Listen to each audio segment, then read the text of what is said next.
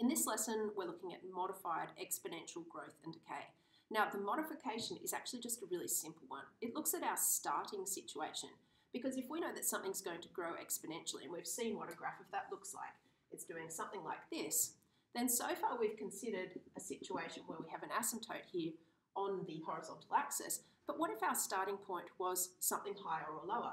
Well, effectively today we're just looking at what would happen if our starting point basically lifted our curve up, or perhaps was down here and dropped our curve down. Now, of course, this is exponential growth. When we look at exponential decay, we see shapes like this. And so far, most of our shapes involve an asymptote on that horizontal axis.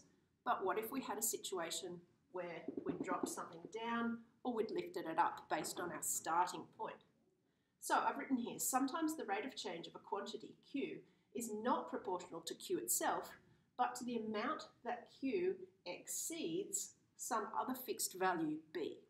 In other words, the rate of change is proportional to Q minus something. That should have a capital.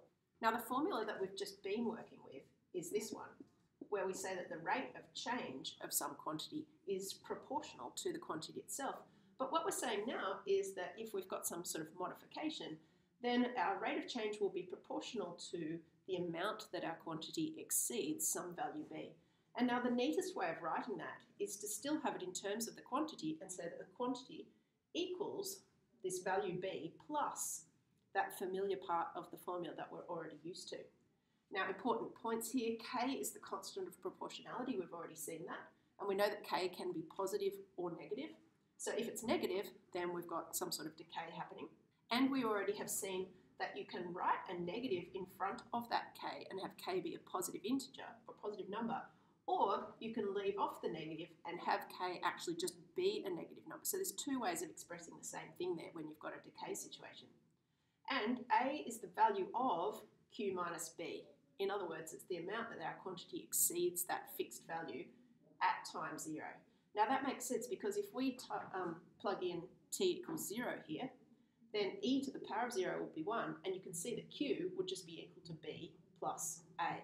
So a would be q minus b.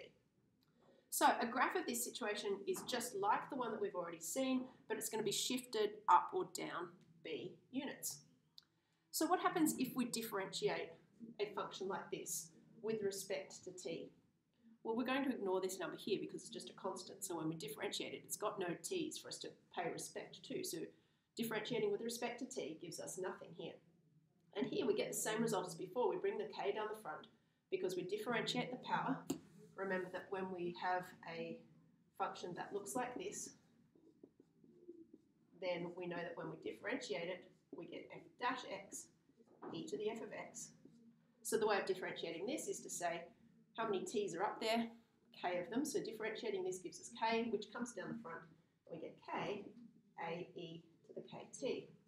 Now what you'll notice is that if you look at this version of our formula, we can see that a e to the power of kt is equal to q minus b. So I can actually sub that in here and write it a different way if I like. I can say I've got k multiplied by q minus b, just making a direct substitution. If that equals that, then I can write this version instead of this. Now, why would you want to do that? You can work with this one or this one, but it's handy to have seen it in both forms.